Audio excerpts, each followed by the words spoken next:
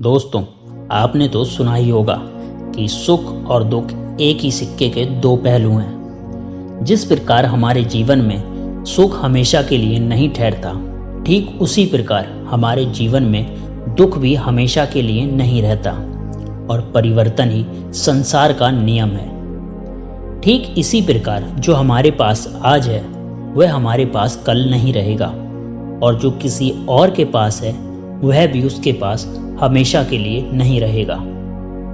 दोस्तों, आज की ये कहानी इसी पर आधारित है। किसी नगरी में एक महान राजा रहा करता था। उस महल में उस राजा के पास किसी चीज की कोई कमी नहीं थी। सुख, धन संपत्ति, संपदा और यहाँ तक कि प्रजा भी उस राजा की जय जयकार करती थी। एक दिन राजा ने अपने महल में सभी विद्वान पंडित को एक साथ बुलाया और उनसे कहा, बताइए, क्या कोई ऐसा मंत्र है जो हर परिस्थिति में, हर स्थिति में, हर जगह, हर समय, हर खुशी में, हर दुख में, हर हार में और हर जीत में, लगभग हर प्रकार के सवाल में बस वही एक उत्तर काम आए। जब आप में से कोई भी मुझे सलाह देने के लिए उपलब्ध नहीं होगा तो उस वक्त मैं उस मंत्र का उपयोग कर सकूं और अपने आप को किसी भी परिस्थिति, किसी भी स्थिति से बाहर निकाल सकूं। राजा का यह प्रश्न बड़ा ही पेचीदा था। यह प्रश्न सुनकर राज्य के सभी विद्वान पंडित सोच में पड़ गए, एक दूसरे से चर्चा करने लगे और यह चर्चा काफी लंबी चली। काफी सोच और काफी विचार करने के बाद उनमें से किसी को भी इसका कोई जवाब नहीं सूझा। राजा को इस बात पर बड़ा ही क्रोध आया। राजा ने कहा कि इस महल में कोई भी ऐसा व्यक्ति उपस्थित नहीं जो मेरे सवाल का जवाब दे सके। तभी वहां पर एक बूढ़ा व्यक्ति बैठा हुआ था। वह उठ खड़ा हुआ और उसने राजा से कहा, यहां पर इसका जवाब कोई नहीं दे सकता, लेकिन मैं एक ऐसे बुद्धा भिक्षु को जानता हूं जो तुम्हारे सवाल का जवाब अवश्य दे सकता है। बूढ़े व्यक्ति की बात सुनने के बाद राजा कहता है, माननीय, आप मुझे बताइए कि वह बौद्ध भिक्षु कहाँ मिलेंगे। इस पर वह आदमी बोला, पास में एक छोटा सा जंगल है और वहां पर वह बौद्ध भिक्षु अपना आश्रम बनाकर रहते हैं। अगर आप चाहें तो मैं आपको वहां ले जा सकता हूं। वह राजा तुरंत उस भिक्षु से मिलने के लिए तैयार हो गया और वह राजा और बूढ़ा व्यक्ति जंगल में भिक्षु के आश्रम पर पहुंच जाते हैं। वहां पर पहुंचने के बाद बूढ़ा आदमी और राजा उन भिक्षु को प्रणाम करते हैं और उनसे कहते हैं कि क्या आप मेरे एक प्रश्न का जवाब दे सकते हैं। वह बौद्ध भिक्षु बहुत बड़े ज्ञानी थे। उनके पास जो कोई भी अपनी समस्या लेकर आता था वहां से कभी भी खाली हाथ नहीं जाता था। भिक्षु ने राजा की सभी प्रश्न को ध्यान से सुना और उसके बाद उन्होंने राजा को एक छोटा सा कागज का टुकड़ा दिया जिस पर उसका जवाब लिखा हुआ था और साथ ही में एक शर्त भी लिखी थी और उस शर्त में यह लिखा गया था कि हे राजन, इसे आप अभी नहीं देख सकते जब तक आपके ऊपर कोई अत्यधिक खतरा मंडरा रहा हो, जब आप खुद को अकेला पाएं, जब आपको कोई रास्ता नजर ना आए, जब आप अकेले पड़ जाएं और जब आपको यह लगने लगे कि अब मेरे पास और कोई भी उपाय नहीं बचा, तभी आप इस कागज को खोलकर पढ़ सकते हैं। राजा ने उन बौद्ध भिक्षु को प्रणाम किया और उस कागज को मोड़कर अपने हीरे की अंगूठे के नीचे रख दिया। यह सब वह बुद्ध भिक्षु देख रहे थे और वह यह देखकर मुस्कुराने लगे। तभी राजा ने उनसे पूछा, आप मुस्कुरा क्यों रहे हैं। उन्होंने इसका जवाब देते हुए कहा कि बहुत ही जल्द तुम्हें अपने सवाल का जवाब मिलने वाला है। बहुत ही जल्द ऐसी परिस्थिति आने वाली है जब तुम्हें इस कागज की जरूरत पड़ेगी, तो बहुत ही ध्यान से रखना। राजा ने उन्हें प्रणाम किया और फिर वहां से अपने महल की ओर लौट आए। कुछ दिनों तक सब अच्छा चल रहा था और उनका साम्राज्य किसी भी चीज की कोई कमी नहीं थी। लेकिन एक दिन अचानक पड़ोसी राज्य ने राजा के राज पर आक्रमण कर दिया और उसकी सेना ने बहादुरी से लड़ाई की, लेकिन राजा इस लड़ाई को हार गए। राजा को अपने घोड़े पर सवार होकर वहां से भागना पड़ा। लेकिन दुश्मन राजा ने उनका पीछा नहीं छोड़ा, उनका पीछा लगातार करते रहे। अचानक उन्होंने देखा कि उस सड़क का अंत हो चुका है और वहीं पर उन्होंने अपने घोड़े को रोक दिया जहां पर वह खड़े थे। उन्होंने देखा कि वह सड़क नीचे की तरफ जा रही है और करीब 1000 फीट की गहराई पर पथरीली घाटी भी थी। अगर राजा ने अपने घोड़े को सही समय पर नहीं रोका होता तो राजा का अंत था और फिर वो कभी भी वापस नहीं लौट पाते। लेकिन अभी भी शत्रुओं की घोड़े की आवाज तेजी से बढ़ रही थी और अब राजा का दिल जोरों से धड़क रहा था। बेचैनी बढ़ती जा रही थी। राजा को कुछ भी समझ नहीं आ रहा था। तभी अचानक राजा ने देखा अंगूठी में लगा हुआ हीरा चमक रहा है और उसी अंगूठी के नीचे राजा ने संदेश भी छुपा रखा था जो राजा को याद आ गया। राजा ने अपनी अंगूठी को निकाला और संदेश को पढ़ना शुरू किया। उस छोटे से कागज के टुकड़े में लिखा था कि यह समय भी बीत जाएगा। राजा ने एक बार पढ़ा, फिर दोबारा पढ़ा और ऐसा करके उन्होंने कई बार इसे पढ़ा और समझने की कोशिश की। तब राजा को एहसास हुआ कि यह बात तो बिल्कुल सही है। कुछ दिन पहले मैं अपने राज्य में आनंद ले रहा था। सुख, धन, संपत्ति, साम्राज्य सब कुछ मेरे पास था और आज मेरे पास कुछ भी नहीं है। मेरे पास मेरा राज्य भी नहीं है और ना ही मेरे पास अब कोई सुख बचा है।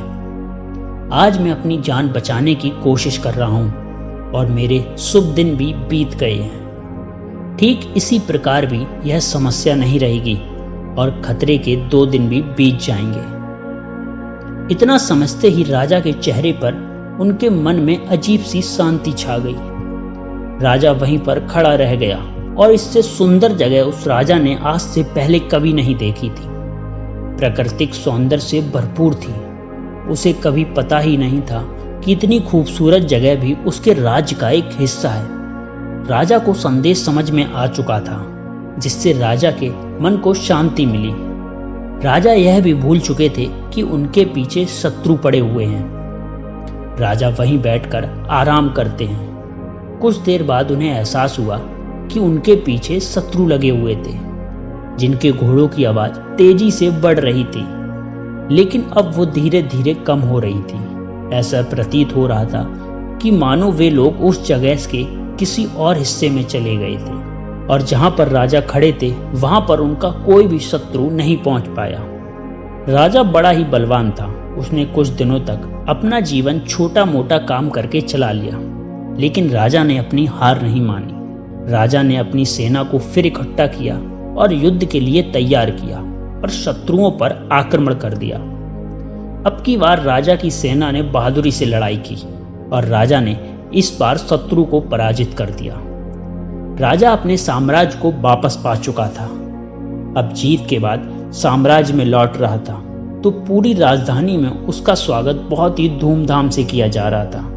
जीत की खुशी मनाई जा रही थी। हर कोई जीत मना रहा था। हर घर के लोग राजा के ऊपर फूल बरसा रहे थे। लोग नाच रहे थे।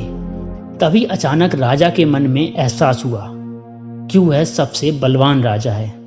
बस उसे लगा कि मैं सबसे बहादुर हूं और सबसे महानतम राजाओं में से एक हूं। मुझे हराना संभव नहीं है। इस तरह का स्वागत और सत्कार देखकर राजा के मन में अहंकार का उत्पन्न हो गया। तभी अचानक वह हीरे की अंगूठी धूप में फिर से चमकने लगी। राजा को याद आया कि उसके नीचे एक संदेश है। राजा ने उस अंगूठी को निकाला और उस संदेश को फिर से पढ़ा। संदेश में लिखा था कि यह भी गुजर जाएगा। वह राजा बिल्कुल मौन हो गया। उसके मन में फिर से एक शांति सी छा गई।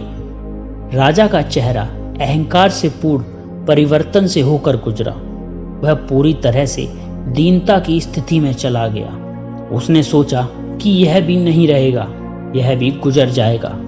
इसका मतलब कि हार मेरी नहीं है, जीत भी मेरी नहीं है। मैं तो केवल यह सब देखने वाला हूँ। सब कुछ समय के साथ ऐसा ही बीतता जाता है और हम तो केवल इन सब के साक्षी हैं। हम देखने वाले हैं। जीवन आता है और जीवन चला जाता है। सुख आता है, सुख चला जाता है। दुख आता है, दुख भी चला जाता है। यह सब लम्हे यूं ही गुजर जाएंगे, इसीलिए मुझे इनका आशिक नहीं होना चाहिए। सबके साथ यदि हम अपने जीवन में देखें और चुपचाप उन सभी चीज़ों का मूल्यांकन करें तो हम पाएंगे यह समय भी गुजर जाएगा। अपने जीवन में खुशी के बारे में सोचो, दुख और हार के फलों के बारे में सोचो। क्या वे स्थायी थे? बिल्कुल नहीं, वे सब आए और चले गए। ठीक उसी प्रकार यह भी नहीं रहेगा और बीत जाएगा। समय इसी तरह से विस्तार चला जाता है। जीवन यूं ही गुजर जाता है। इस संसार में कुछ भी नहीं है, सब कुछ बदलता है। परिवर्तन के इस नियम को स्वीकार करो, इस पर अपने नजरिए से विचार करो। दोस्तों, हमारे जीवन में भी ऐसे कई पल आते हैं हम अपने जीवन में कभी भी जाने नहीं देना चाहते, लेकिन यह जीवन है, यह समय है, यह पल है जो कभी भी नहीं रुकते।